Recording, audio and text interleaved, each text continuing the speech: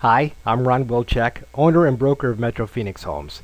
I'm here today to essentially teach you how to use the multiple listing service like a real estate agent. This will be the first of 4 tutorials. It will concentrate on using the MLS to do a wide selection. The second tutorial will teach you how to narrow the selection down. The third tutorial will teach you how to evaluate the properties you've come up with. And then the fourth tutorial will teach you how to save and create your own account, where you can actually do a wide variety of things that are pretty amazing. This is, quite frankly, the most powerful consumer-based portal you're going to find. So generally speaking, when you first access the portal, you're going to do it through our website. On this particular page, you click on Free MLS Search, and up pops the MLS Search. The first thing you'll see when you enter this search is the number of listings on the market on that particular day. In this case, 14,828 listings. Let me make a quick differentiation. We talked earlier about the difference between Realtor.com, Trulia, and our MLS Search. And the difference is this. Here's what we talked about earlier, AWC, active with contingencies.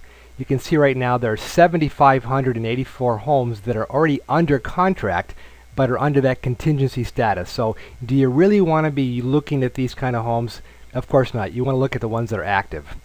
So notice that as you cursor over cities, they're highlighted. If you back out a little bit more, you could actually search in county-wise. Here's Maricopa County, Pinal County, and such. So we get a little bit closer, and you can actually pick the city you want to search. So if you wanted to search in, for example, Tempe, you click on Tempe, you add it to the search, the homes in Tempe pop up. Now we can center the map. Here we go. And you'll notice a color legend.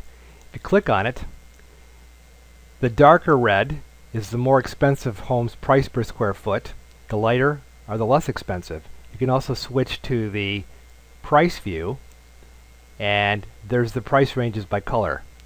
If you decide you don't want to look at Tempe after all, you simply come over to this side and you will click the X. It's gone. Now you've got all 14,000 listings again.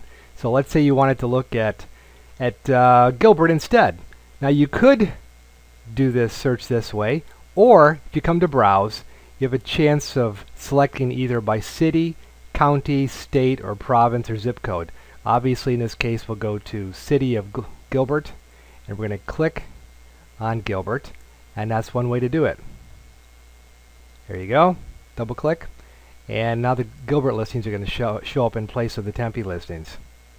But since we're already in Gilbert in this case, let's say we know where we want to live geographically. What we can do is go in a little bit closer, and let's say we happen to know that we want to live within a certain area. Let's say from Power Road over to Val Vista, and from Baseline Roads down to Elliott. So let's click on this rectangle. Now when we select that, we can go and put one corner at Power and Baseline, click and drag, go down to Elliott, and go over to Val Vista. Here's where we want to live. We click it, and now we can update our count, and now we're down to 60 homes in an area that's more manageable.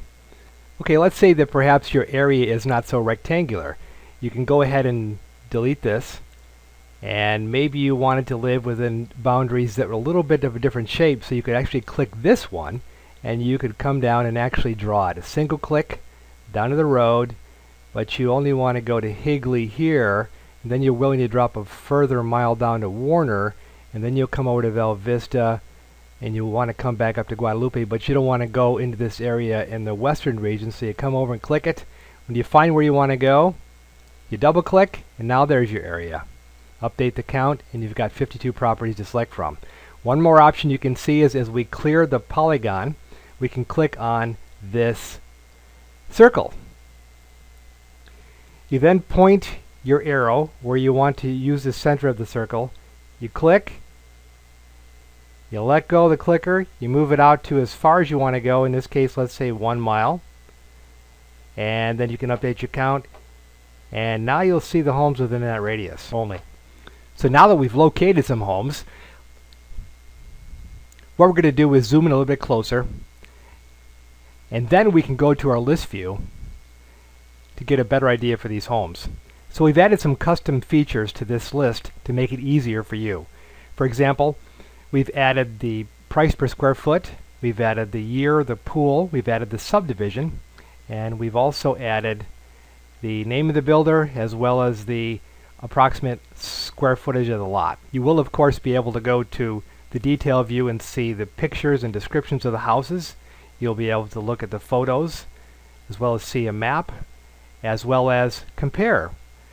This means that, for example, you've selected this property, it will compare this property, Aspen Court, to the other 17 or other 16 properties on this page in terms of days on market, sales price, list price, and these kinds of features. I'll say one thing more about the list view, and then we'll end this tutorial and move on to the second tutorial on how to use more advanced features. Each one of these are sortable. In other words, if you were to go and click on a header, you can sort by ascending or descending order for any one of these categories. We'll stop here and we'll see you at the next tutorial.